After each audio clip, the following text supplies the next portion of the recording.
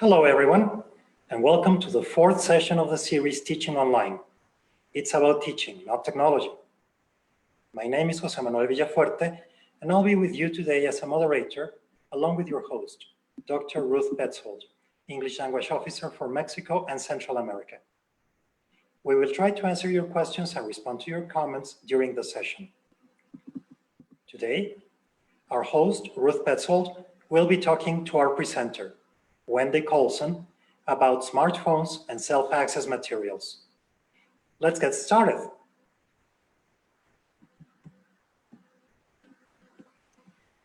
Good afternoon, everyone.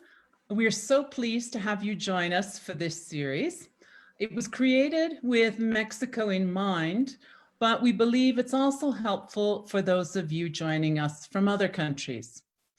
It was created to help us now during this pandemic, but maybe also in the future, because we hope you discover that you like teaching online. I want to remind you that in order to receive news about the upcoming webinar sessions, tips and tools for English language teaching, please like us on the Relo Mexico Facebook page. So today is the fourth session of the series Teaching Online. It's about teaching, not technology. And as you can see on our calendar, over the remaining 4 weeks, we'll be talking about using cell phones to teach in low tech, low connectivity environments, and that's today. Teaching students in various different age groups virtually. Learning how to do classroom management, differentiated instruction, assessment, and evaluation, all in an online environment. If you've been with us in previous sessions, you know you'll be hearing lots of practical ideas from our experienced panelists. Have you tried out anything you've learned in our series so far? If so, what did you try? Please let us know in the comments.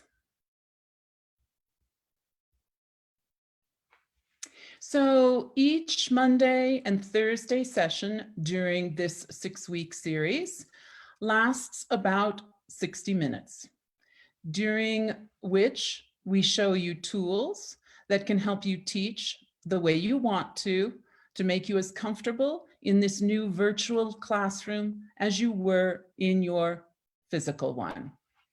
We'll usually have one expert presenting the material, and sometimes there'll be the support of a second panelist. And I, as host, will make sure to get as many of your questions to the presenter or presenters as possible. So please do share them in the comments section. And of course, you can use the emojis too. So today, our session is about smartphones and self-access materials. Let's, as usual, start with a quick warm-up. Do your students use or practice English outside the classroom? If so, how? If you feel like it, you can share that in the comments. We hope that by the end of today's session, we can help our students to be more autonomous, even when they're not online. So in the session today, we will be talking about ideas to engage learners through WhatsApp. We'll be describing what an autonomous learner is. We'll be defining what self-access materials are and what their benefits are, and helping you to discover apps for your classroom.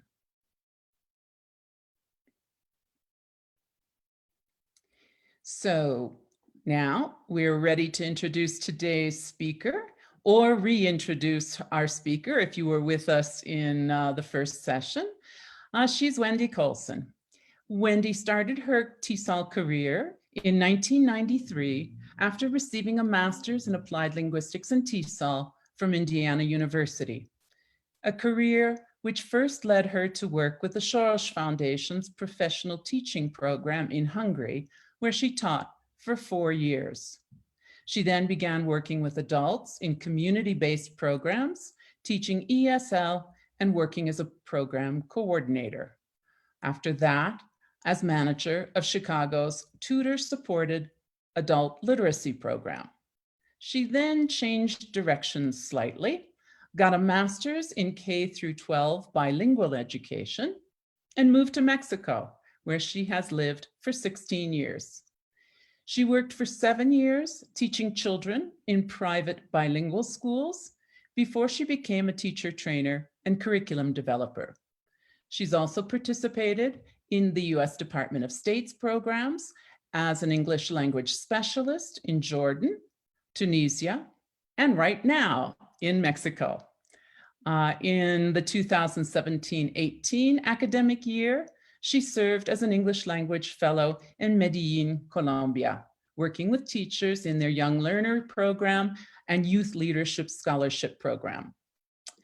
Recently, she's created workshops and materials for PRONI, the National Program of English for secondary English language teachers in Toluca.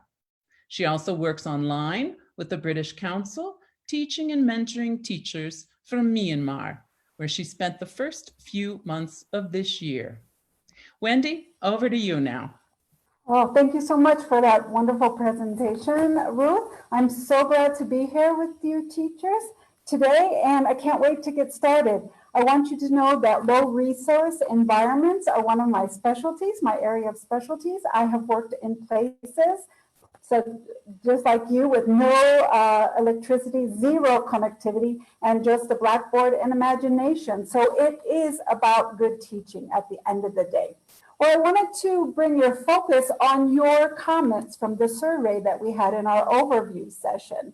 The ones of you that were most looking forward to this session on smartphones and self-access materials made these comments, and we're going to address them today. One of you said the lack of technology sources to apply in the lesson. So there's a lack of technology. Missing resources in the community I work.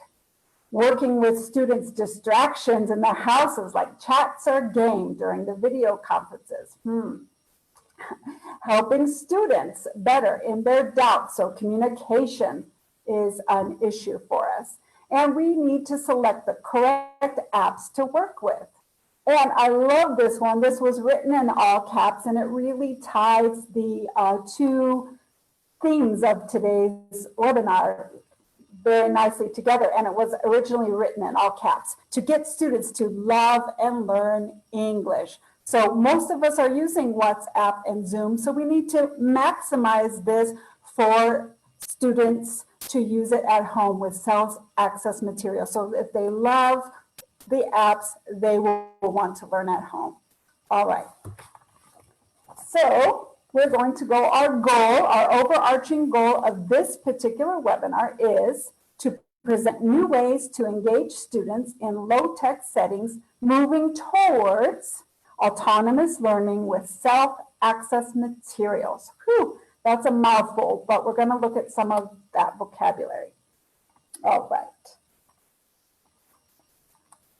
Here we go. On the next slide, here are two buzzwords now that we need to learn in order to talk about this new environment that we are in now. Synchronous and asynchronous learning. Now, synchronous learning, if you look at the picture on the left, what do you see? What is the girl doing?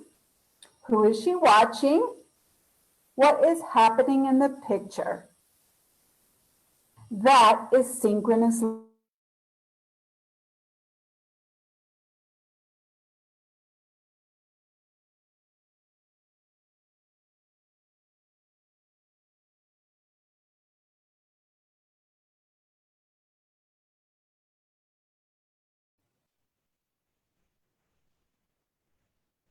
Okay, so it looks like maybe we lost Wendy for just a second. So I will kind of keep going where she left off. So she was talking about synchronous versus asynchronous learning. So as she already kind of talked about a little bit, the girl on the left, what is she doing?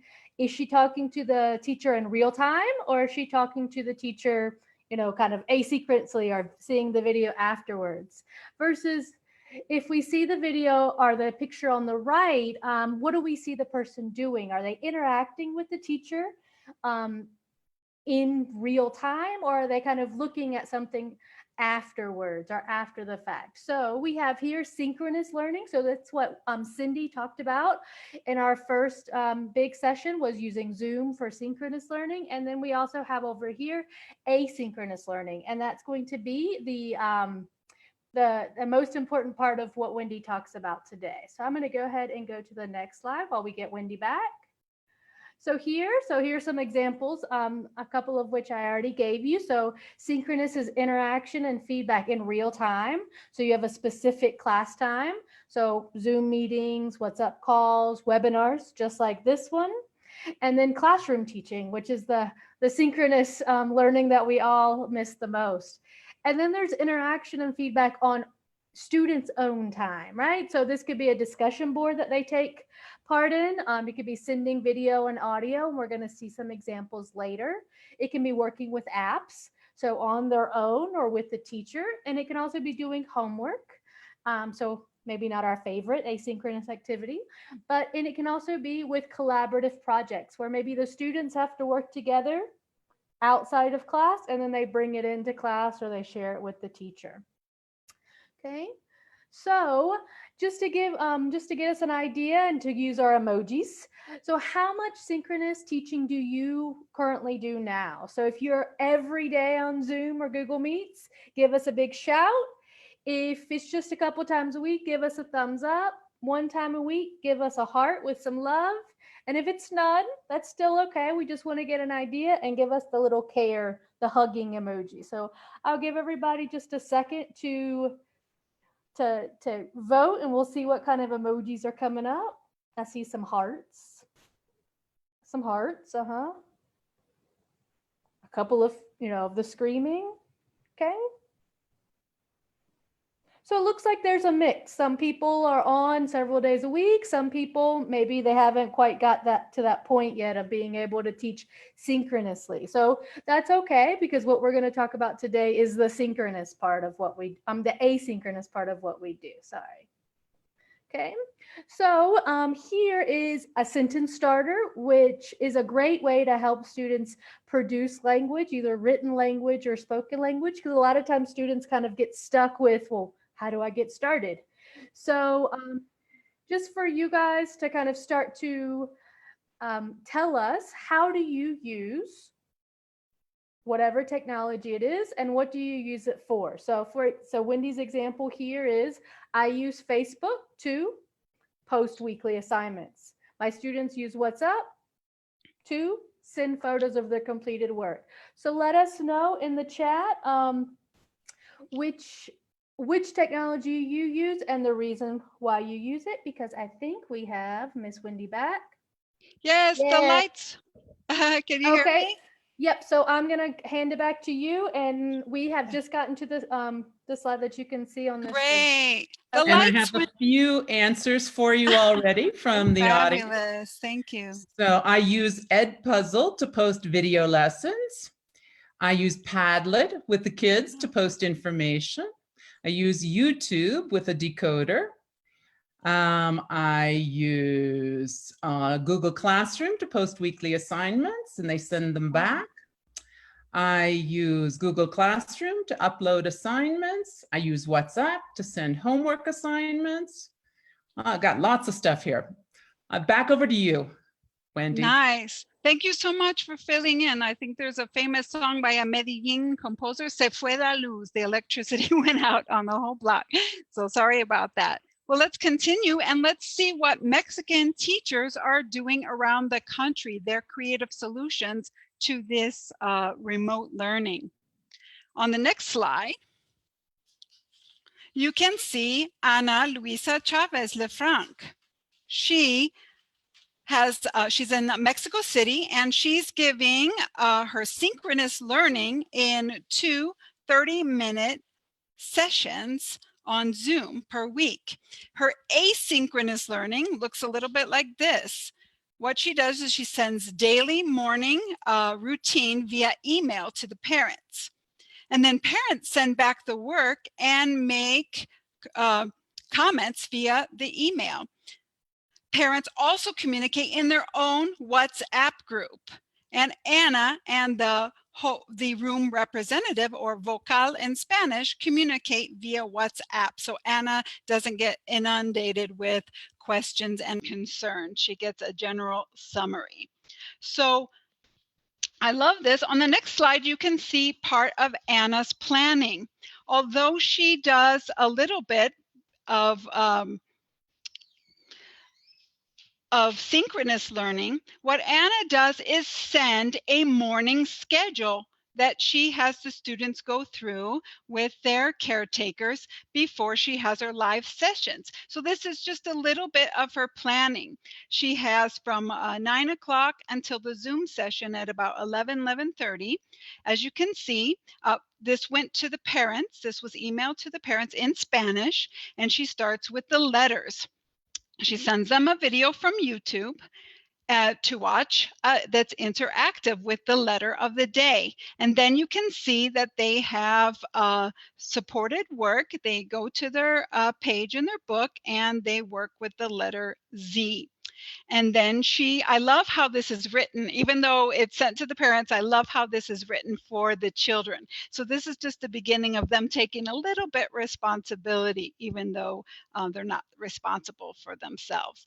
Okay, and you can see the rest of the indications. But what I like about this is, since Anna is an early childhood educator, just the idea of sending out a routine, whether the students do it or not, is an important message for healthy routines. Often she has them do some handwork, some art, making a snack with their mother, folding the laundry, sorting beans, very important activities for early childhood learning, and that they can do from the home. So I think this is a very clever idea. Well, Anna teaches kindergarten, so let's move up to 3rd grade with a teacher, Carmen Inclán, that lives very near me in the Comunidad Alcocer, here in San Miguel de Allende. And she does not have any synchronous learning right now. I'm sure that's the same situation as some of you, but she dearly misses her students and she hopes for the future she will be able to be there. However, she really takes advantage of her asynchronous learning. Do you remember what that means? It's, yes, on their own time. So what she does, as you can see here on the slide, is she sends homework from the textbook and project ideas, videos, audios, photos via WhatsApp. And then students take the photo of the completed work and send it back on WhatsApp. And just like Anna, she encourages routines that involve the whole family, because in her community, devices and getting parent attention is a premium. So she tries to find activities that can integrate the whole family, like you'll see on the next slide. So here are 2 screenshots, WhatsApp screenshot from Carmen's asynchronous learning. On the left, you will see she finds creative activities that students can use with the materials they have at home, and that's very important. So you can see it's a do-it-yourself candle making that can involve the whole family. Very simple. So even though she has asynchronous learning, she's very much present there. Now on the right, you can see she has a video there. So what she is modeling with her son is making a lime pie, or pie de limón.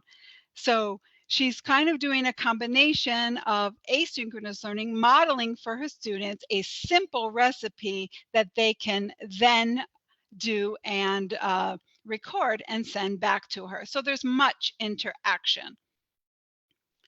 Now we're moving up to secondary school or middle school, and we have a very, very creative solution to a low connectivity environment. This is Ricardo Hernandez Jimenez. He is in the state of Mexico in Loma de Juarez. Well, that's where he worked. Now, since the pandemic started, the lockdown, he has had to go home to his home state of Tlaxcala. So he says he's hopeful that some synchronous learning will happen in the future. However, in the meantime, he has found a very creative solution to asynchronous teaching. What he does is he sends work by email to a cyber cafe in the community. The work is printed out, put in envelopes, and then pinned to a corkboard for pickup. And students, when they finish their work, they take a photo and they send it back by WhatsApp, and they can also communicate with the teacher in that way. I think it's a very, very creative solution that maybe some people wouldn't have thought about and thought it impossible to give work. Look on the next screen, you can see the cyber cafe. He just sent that to me yesterday in Loma de Juarez. That's where it all happens, and there's a folder where they pick up the work. A creative solution. So what can we learn? What is the takeaway from all of this? Well, here's what we learned from our creative teacher solutions and solutions like yours. If you partner with local communities to provide services such as copies, it can be a pickup place, maybe they can offer some free Wi-Fi for the students to connect for a half an hour, or discounted use of computers. There's many ways that we'll have to devise in the future to be connected. I love that Anna and Carmen suggested a healthy routine at home involving the whole family. Also, we have to use the materials available at home. It's very clever and a great solution to do a cooking class. And then we're getting very personal and understanding. We're coming into our homes. We can see Carmen in her kitchen making a pie and everything. So that's something. We can be very personal now, and we can keep in touch. A lot of the communication goes on in WhatsApp groups or by email. So these are our solutions. Wendy, we have a question before we go Yes. too far. Great. It's back about the envelope in the cyber cafe. Do you know what was put into the envelope in the cyber cafe? One of our teachers wants to know. I do. I do know. I talked to Ricardo. Yes. So the textbook he has is a little bit too difficult for the students because they're secondary students, but they're beginning learners of English. So as you would have seen in the photo, Ricardo uses many different books and many resources that he prints out according to his objective. So they are pages from workbooks that he curates for the students.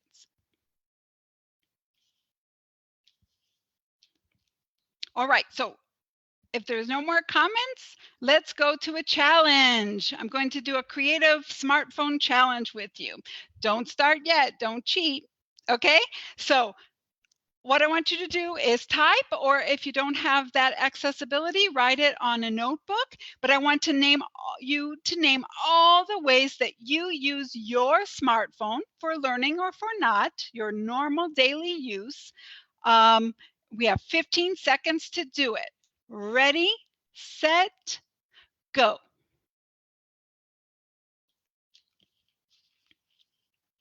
Let's see what you come up with.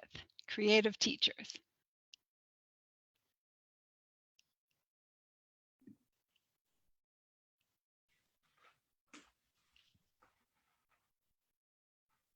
Okay. Okay, Time's up.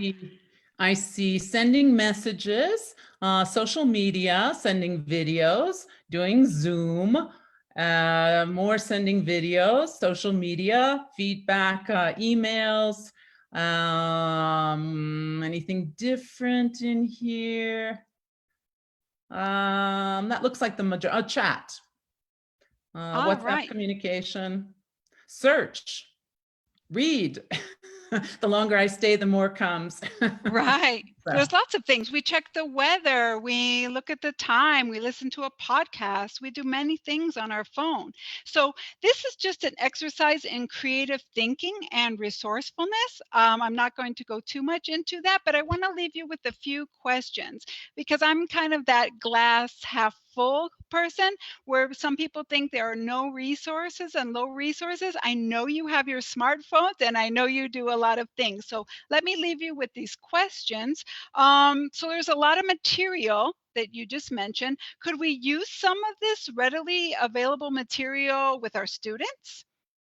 I'm just leaving that question there. Could we do some of the same things we do in our native language or Spanish in English? And could we teach the students how to use some of these tools? Okay. I'm just going to, then this can help us. Remember the comment at the beginning about the students' distractions? They're chatting, they're playing games. Well, what if we found games that they could play on their cell phone? What if we created chats that they could participate in? Instead of being a distraction, we could use it in our planning.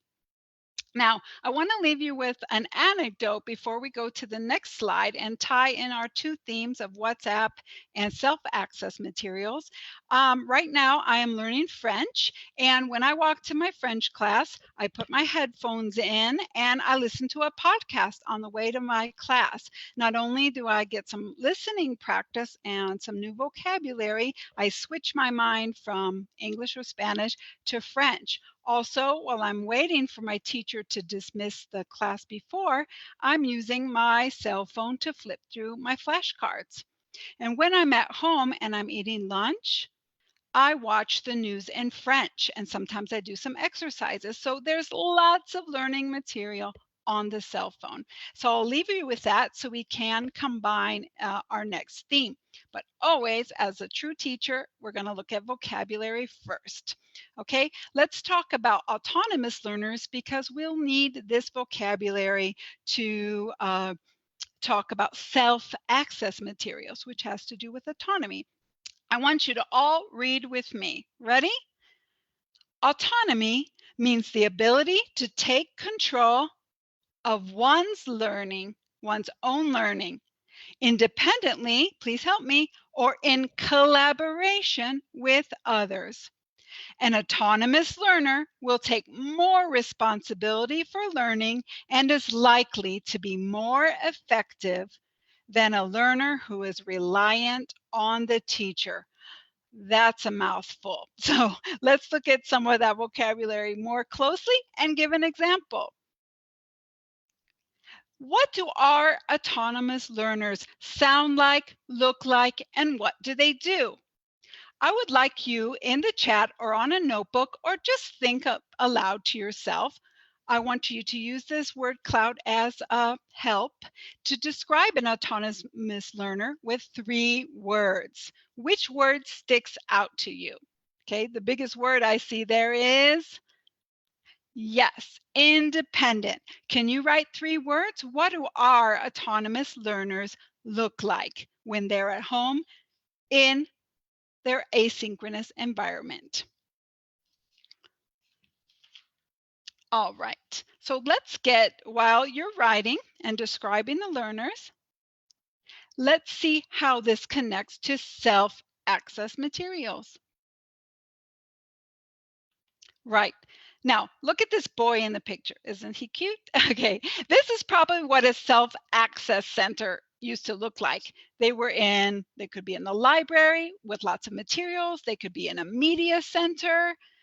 With lots of materials here. But let's read. The self-access materials are specially designed materials that students can use independently or semi-independently for learning. So probably the younger they are, they need more teacher guidance, but our students need guidance all the way. And what are some examples? There are books, different reference materials, websites that you find for them, different apps, videos, and podcasts. So you can find these at, You have Wendy, some we've got comments? lots of Yay. descriptive words for autonomous learners. Great. Responsible came up a lot. Organized, less pressured, creative, goal-driven, original, enthusiastic, curious,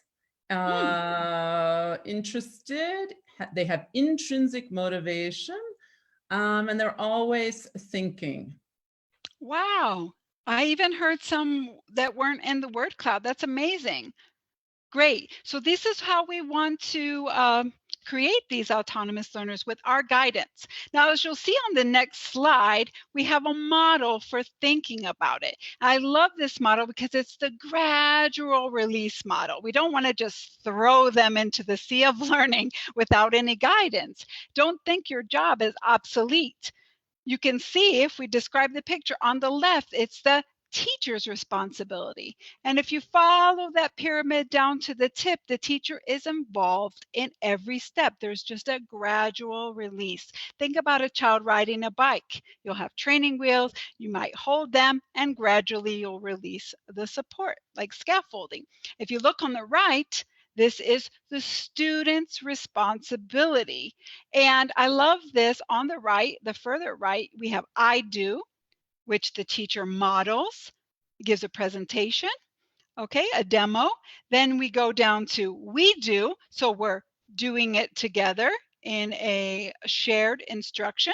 We don't want to release them yet. And then guided practice. So the children are doing it, or the students, I should say, they're doing it, but the teacher's there guiding it all the way, but releasing that control. And then the students are more or less, you can see that tip of the iceberg down there. Teachers are present, especially with the young ones. You do it alone on reflect and what are the next steps. As you can see, the teacher is always present and gives more and more responsibility, just like you described in the chat to the students. And we have a reference below where we got that.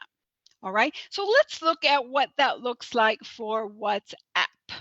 Okay, so I invented this, the WhatsApp gradual release model. Okay, so we can take Carmen, Maestra Carmen's case of her making the pie de limón, the lime pie with her students. So I, the teacher, will model the task, perhaps on a WhatsApp video. So you could see on the screenshot, she modeled how to make pie de limón. But of course, with third graders, there might be other modeling that goes on before. Perhaps she collected the ingredients, she took a photo, or she did a small video describing what ingredients. Or perhaps she asked, told the students what's her favorite thing to eat, and it's a pie de limón, and she told them why, started a discussion. So there's many ways she could have modeled and broken down this task for her learners. But the important thing to know is there's a model for what the students should be doing, especially since they're not in the classroom. Now so this is what we're doing together, that shared instruction. The teachers and students perhaps could do a WhatsApp broken down with small groups call, working together, brainstorming ideas. They could pitch their ideas for the teacher and feel more enthusiastic about the project. And then the teacher hands it over. Now the students gather their materials. Perhaps they make a shopping list. Maybe they write down the recipe as well. And Carmen can give individual feedback in the group, perhaps in a group chat when they send the work back to them. And now you alone, students, though you're never alone, your dear teachers are always there with you. The students prepare their tasks. So perhaps that last task is their cooking video, where they put the ingredients together step by step from their written recipe, and they do their own video, or they could do it in PowerPoint. So there's many, many ways. And the reflection step is so important. What did they think about it? What could they do better next time? What is the next step? Should we make a show? So get the students involved. And this is connected with self-access because you're giving the choice and voice over to the students with the technology they do have. So let's look for a few more ideas of how to use WhatsApp, because a lot of us here are looking for things we were going to do on Monday. Although a lot of these things you'll see in your future teaching, hopefully when you go back to your classroom, but some things we want to do on Monday morning. So I saw this wonderful webinar this week from a good friend, Abraham Ruiz, and I'll have the link in the references at the end. So these are some warm-ups that you can do with WhatsApp. Now, we're not in the classroom, so we can't do find somebody who, you know, that's kind of a typical activity, but we can find something that, now if we use photos, what could that look like? Take a picture. What do you eat for breakfast every day? Talking about routines, right? If you're going to do phonics and sounds like Anna with the little ones, let's do a treasure hunt. Take a picture of something that begins with S. Teachers, something that begins with S. Right, could be salt, sock, sweatshirt, right? Okay, now if we go, if we look at the past tense, something you got for your birthday, right? Okay, now what else is on our WhatsApp? We have gifts, right? So this is just a brainstorm based on the wonderful ideas from Abraham, and find a gift that has 2 strange animals in it.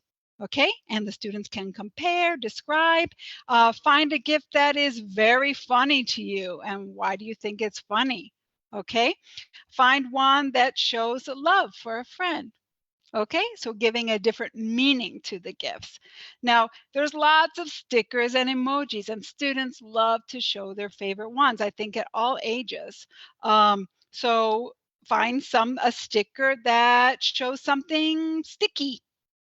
Could be a lollipop. Teachers, what is something that is soft? A rabbit? A dog, perhaps? Expensive, a ring. All right. 3 things at a birthday party, something that shows anger. So you can talk about these and with your students. So these are just warm-up activities. And I think I would love to hear your ideas, because in this synchronous forum that we're in, the idea is to share best practices. Let's go to the next slide. Based on the webinar I saw from Abraham, I got these wonderful ideas that came to my head. So the first one is, you know, that you can annotate pictures, right? You can add emojis, you can annotate them. So you could do a picture dictation. And there's one of my dog. You could say it's my dog's birthday. She needs 1 present, a cake, 2 balloons, and a crown. So the students can go back in, you can give them the picture, and you can do a picture dictation. You could also do with the annotations a coat of arms. The students can draw a coat of arms, take a picture, and put symbols that represent them in the quadrants. So this could be for a little bit older learners. For kindergarten, I was thinking an emoji pattern. You could have thumbs up, smiley face, thumbs up. Can you continue the pattern? Okay, let's get for some older learners. I know in the WhatsApp group for my family, my Mexican family, we are sending emojis and stickers to answer each other's comments. What if a whole conversation was in emojis and stickers?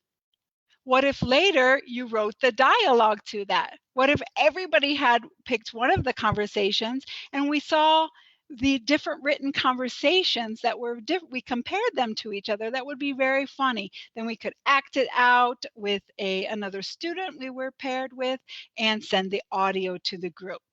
All right, we could play basta or categories, right? So we're not in the classroom, so you could say, all right, find a piece of furniture that starts with S. Okay, take a picture. What would that be, teachers?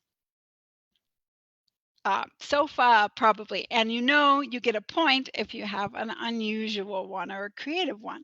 Okay, we could play a game like that to review vocabulary and learn different topics. So we could, for older learners too, or younger learners, set up a scene from a story. So we've got toys, we've got family members. So what you could do is set up your favorite scene or set up a sequence, beginning, middle, end, with family members, with your toys or whatever. Take a picture, send it in, narrate it. There's just so many ideas.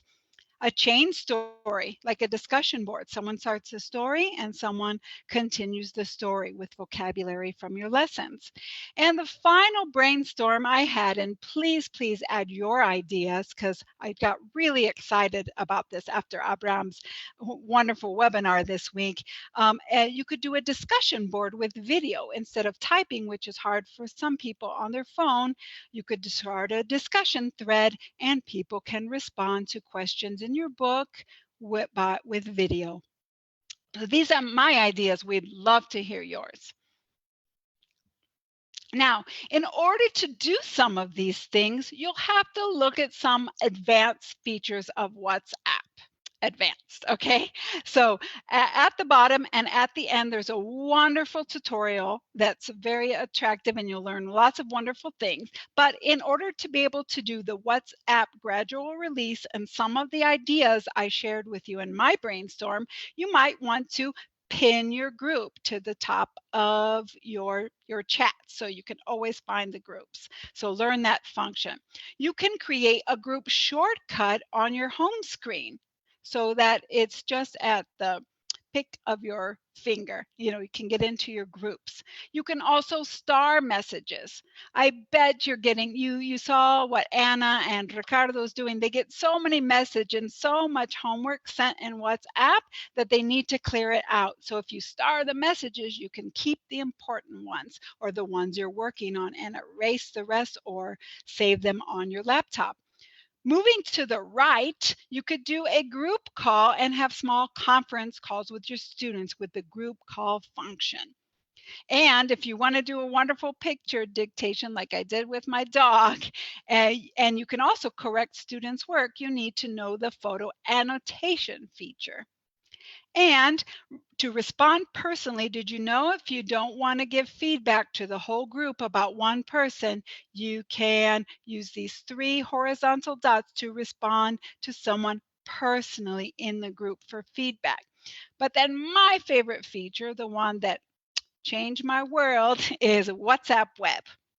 Okay, I just want to share my favorite feature and show you how to use it just very quickly. Many of you know. So what you do is just open the app.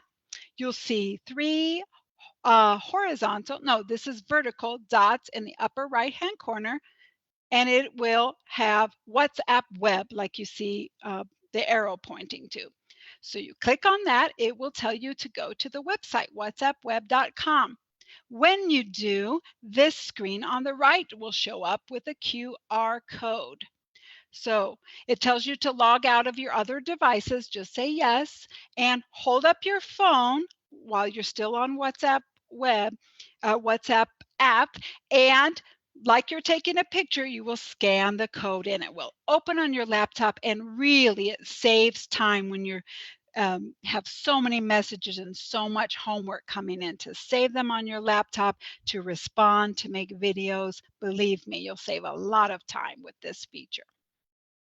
Great. Now, I want to show you, so you know how to use WhatsApp, and you're gonna look and learn about these pro features and share the most exciting one for you. That's a time saver, but I wanna show you some other apps that can help your students create their own materials and get excited about learning. Because what you said, how you described your autonomous learners, is they're excited for learning, they're independent, and we have to start gradually releasing and giving them more choice and voice of how they respond and who they respond to and what times they respond. So FlipGrid, I've been doing a lot of research and everybody recommends this, and it's another app that I'm super excited about. Now, this is what it looks like when you go online, flipgrid.com. You can see it's marketed to teens and preteens, but I love it, and you'll see a FlipGrid I did soon. So this is what it looks like online, and the next slide, you will see there's a plus sign, and that's what the app looks like, that little plus sign. So what is it? Okay, you start a grid, and a grid is a topic or a unit from your book or from your syllabus. And so you post a question.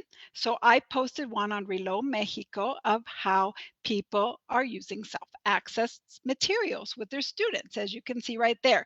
I posted that video, and I have a question. How do your students, what apps do they like to use, or how do you like to learn a language? What self-access materials do you use?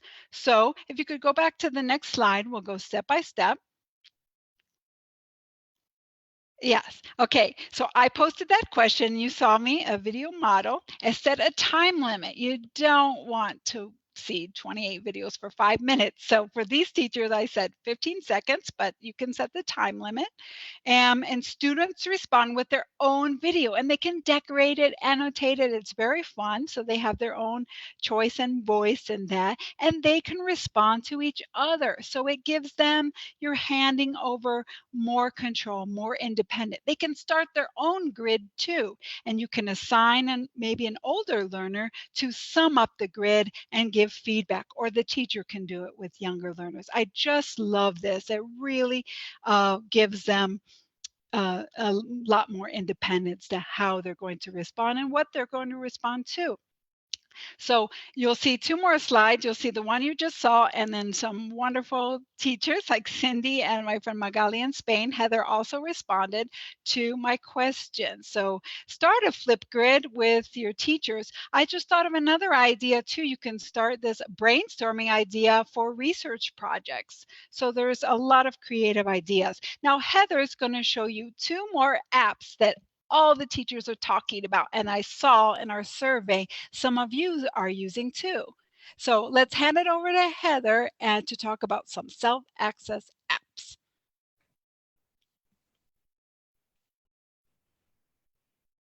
Okay, thank you, Wendy. So like you just said, when we did our survey and after the initial session, we saw that a lot of people were excited about Quizlet and about Kahoot. So we're going to talk about both of those today. So first we're going to talk about Quizlet. And so Quizlet can be used asynchronously and synchronously with your students. So the way that you might use it asynchronously is using the gradual release model that Wendy talked about. So this is what it looks like when you log into your Quizlet. So you can set it in your your native language, English, whatever language you want, French if you're learning French. And over here, I just wanted to point out the way to stay organized in Quizlet. You can have different sets, different folders. So maybe you have a folder for each textbook that you're using or different types of vocabulary. And you can also have classes, and you can invite your students to join and see the resources from these classes. You can do this with the free version. You can also do it with the paid version, and you can actually track and see what your students are doing. But with the free version, you can share lists with them so that they can access them on their own. Okay, so this is what it looks like when you click in on a list. So I'm clicking in on a list that is associated with the textbook. And over here, I just wanted you to see some of the study options. So these would be some of the asynchronous options that you could use with your students. So for example, you could do just flashcards, and that's what you see here. So you have the word, and then you would just click on it and it flips, and you would see the definition on the other side. You also have learn, write, spell, and test. And this is where Quizlet will take your list and will create different types of little quizzes or little kind of assessments that the students can do on their own, because Quizlet is going to do all of the checking for you. So what you could do with your students would be show them how to do it. If possible, you could do a little tutorial. You could work through it with them if you do have a live session, and then they would feel more confident on using this type of this type of resource on their own. Down here, there are some games where it says play. So the first one is match. And so you can play this on your phone, you can play it on a computer, and basically you're just matching the definitions with the words. And then we have gravity. And so gravity is just kind of like a space game where you have the clues coming at you, and then you have to type in the word as quickly as possible. Both of these games you could play in the classroom, but students could also play them on their own. So when I was preparing for the Delta, I used to use this a lot, waiting at the doctor's office or waiting somewhere, and you just pull out your phone and you play this for a couple minutes.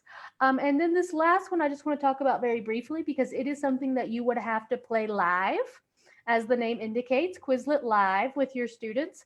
But I'm going to talk about it briefly because it is a very good resource.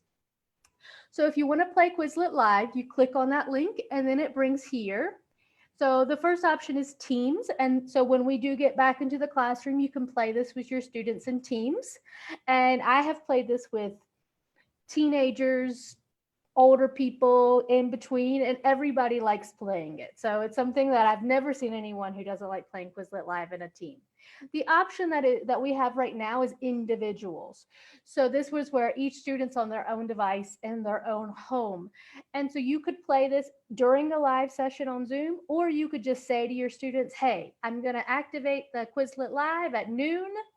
Everybody get on, and then you could play it where everybody's separate, but they're all connected at the same time in some way.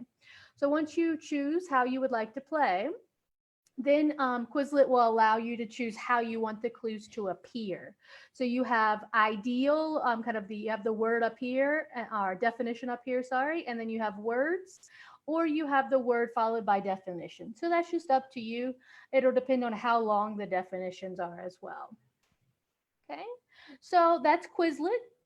So it's basically a vocabulary flashcard website with some different features that your students can use by themselves or self-access. The next, we're going to look at Kahoot. So a lot of you also indicated that you had played Kahoot. I'm not sure if it was in a learner or in a teacher role, but both ways is good to kind of see what's going on. So this is what Kahoot looks like when you log in. So you have home, which is where your Kahoots, and also this kind of screen will come up. You have discover. And so the good thing with both discover, so in Kahoot, and also I forgot to mention this about Quizlet, is that teachers around the world have already created lots of lists on Quizlet and also lots of Kahoots for us to take advantage of. So my motto as a teacher is to work smarter, not harder, because we already work hard enough. So you can go and you can find a discover. Sometimes I find a Kahoot that I like some of the questions, but it's a little bit too long. So you can always duplicate that Kahoot and take off the questions that you don't want and use it the way that you want to in your classroom. Okay, so when you click on a Kahoot and then you click on play, you're going to have two options here. So the first option where it says for virtual classrooms or teach is when you are going to have a live session with your students, or all of them are going to be connected synchronously. The other option, and this would be good for students who you don't have synchronous lessons with, you can do it for self-paced learning or self-access learning. So this is to assign, and what you can do here is maybe you give students a week or 2 weeks in order to respond or to play the challenge, and then they can see kind of how they stack up or competing against their classmates, and you can see who participated. There's a reports function as well. Okay, so I'm going to stay on this slide for just a couple seconds. Right now, we're going to play Kahoot. We're going to see how it goes. It's kind of a big experiment. So if you want to play with us right now, here is where you're going to go. And I think we're also going to be putting it in the chat for you to be able to click on it. If you want to access this Kahoot later, so for you to kind of check it out to see what it looks like, I've put this below as well. And I think we'll also be putting this into the chat later, or you can just take a picture of this slide. So I'm going to wait here for just a couple more seconds for people to log on, and then I'm going to switch over to the Kahoot. I will let you know that with a free Kahoot account, you can only have 50 people connected at the same time. I activated a premium account so we could all play together today, but that is something to take into account, is that if you have a really large group of more than 50, then you would have to maybe think about getting the premium account or splitting them into different groups to play at different times. So I'm going to go now. Okay. I'm going to go to the Kahoot. Okay, I already see 9 people. So you can also see here, this is all the information you need. I'm going to wait maybe 30 more seconds to see who else joins us. Okay. So, and what I like to do, my favorite part of playing Kahoot is that usually I have the music on. So while my students are playing, I can kind of like relax and like dance a little bit while they are like stressed and playing. Okay, so I see 17 people. Okay. And here I see you've used your names. But you can also give students the choice to use a nickname if it's more of something like a game and you don't really need to know who it is. You can also have that option open. So I'll wait about 15 more seconds.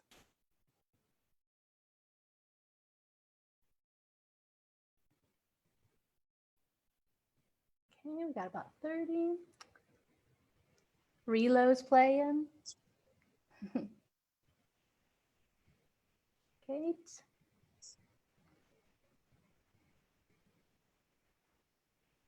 Okay, 10, 9, 8, 7, 6, 5, 4, 3, 2, 1. Okay, so we have about 40 people. And so you see here, something that you can do if you want, this is a premium feature. You can lock the session if you want to and kind of not let anybody else in. I'm not going to do that, but you can do that if it's a security concern.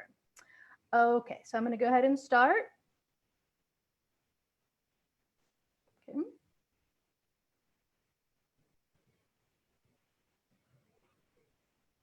Okay. So you'll see the options to answer on your phone.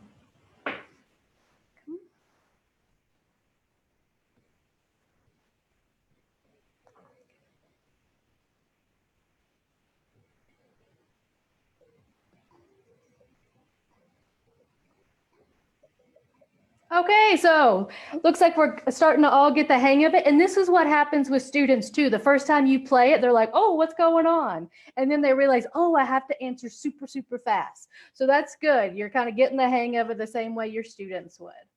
Okay, so we're going to go next, see who's on the podium. Good. Okay, so AMPR. Okay.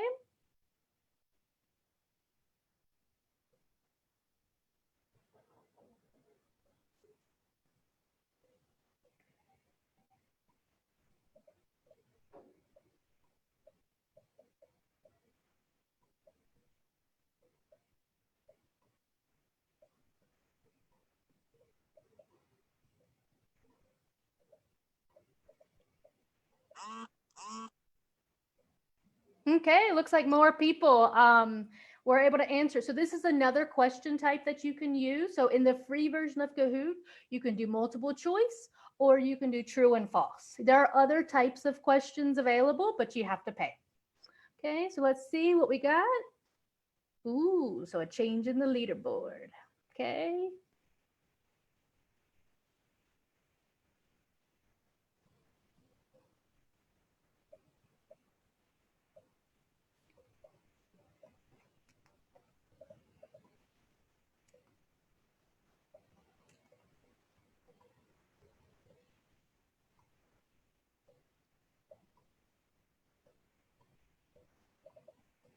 Okay, so I just wanted to address one of the questions I can see in the chat is that there is a little bit of a delay. So maybe you don't see my screen in time, and that's okay. That won't happen when you play with your students in real life. There's a little bit of a delay with what I'm saying and how it appears on Facebook Live, a little bit like when you watch the Super Bowl. So if you feel as though you're like, oh, what's going on? Don't worry, that won't happen when you play with your students. Okay, so what's up? So, I mean, in general, all of these answers could be right? So, sharing gifts about the pandemic, but I tried to put the correct answer as the most academic or the most teacher answer. Okay, so I think we just have 1 or 2 more questions. Yeah, so just 2 more questions and we're almost done because I know we're at the top of the hour.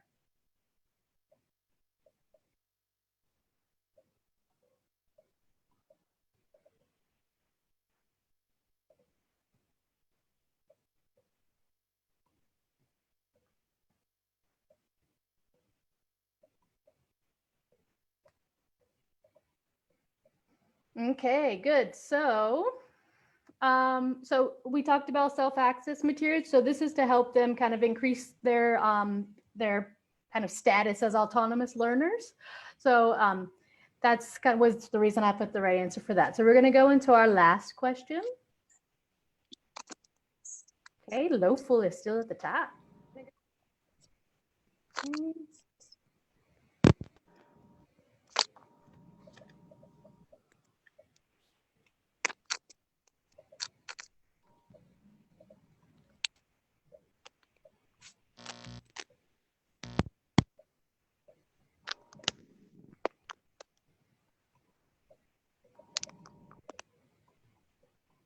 Good. So yeah, so they can play both of them on their own, right? So Kahoot, you can play it just like we're playing it now, but they can also, you can assign a challenge and they can play it on their own. So let's kind of see the moment of glory.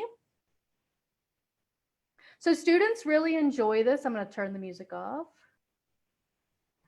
Because even those of us who say we're not competitive, we are competitive. Okay, and Lofa was the answer. So all 5 questions right.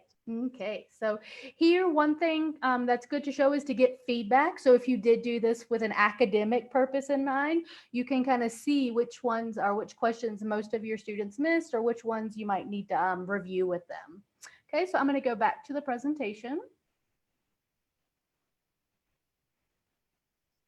Okay, and I'm going to hand it back to Wendy to kind of bring us home and wrap up. Great. Can you hear me? My electricity's back on now that it's the end. Can you hear me okay? Yes, we can hear you fine, Wendy. Yeah. Great. So you can see these are the objectives that Ruth mentioned at the beginning, and these were part of the Kahoot quiz. So we just wanted to show you, those of you who didn't access that, we were meeting the objectives with the Kahoot quiz. So that's one way you can use it. On the next slide, I want to show you the big takeaways from today's session. So remember, it is about the teaching. So these are the main points that I want, the big takeaway. Autonomy starts with teacher guidance. The teacher is always doing the gradual release. We can get students to be those autonomous learners if we tap into student interest, giving them voice and choice and the tools that they're motivated to use. But these tools do need to be taught. We assume that children know more about apps and technology than we do. Some might, of course, but not all of them do. So we need to have accessibility for all. And we wanted to show you that you have tools. You showed us that you use tools like WhatsApp, Zoom, and Kahoot, Quizlet, FlipGrid, and we want you to use them more effectively and creatively. Get the most out of what you have. And in this synchronous environment, you can see that teacher collaboration is key. Here we shared many ideas in the chat, and this is what we need to do to come together and share ideas and learnings with each other. So I thank you so much, teachers. Sorry about the electricity again. And you're amazing. Thank you for all your collaboration and your comments. And thank you, Wendy and Heather, for this enlightening session on using smartphones and self-access materials. It's been great to see these resources, to have options for low connectivity and offline learning occasionally, and especially that there are things students can do on their own.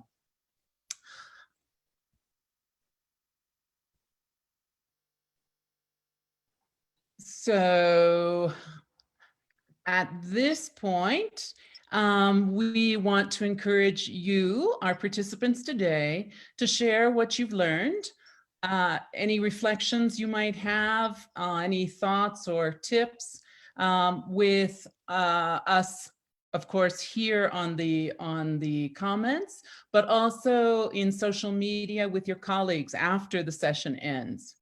One way you can do that is going into Facebook and doing a watch party. To do a watch party, as we've mentioned in the past, you only have to start a post, click on the 3 dots at the bottom of the post, where you'll get a choice to select watch party. Then you choose this video and publish it. And at that point, your friends will receive a notification to watch the video with you. And then you can do pauses, you can have reflection time, do a discussion afterwards, whatever you would like to do to share the knowledge in today's webinar. And now let's look at our next session. So Cindy will be our presenter on Monday. Cindy, tell us what we'll be talking about on Monday.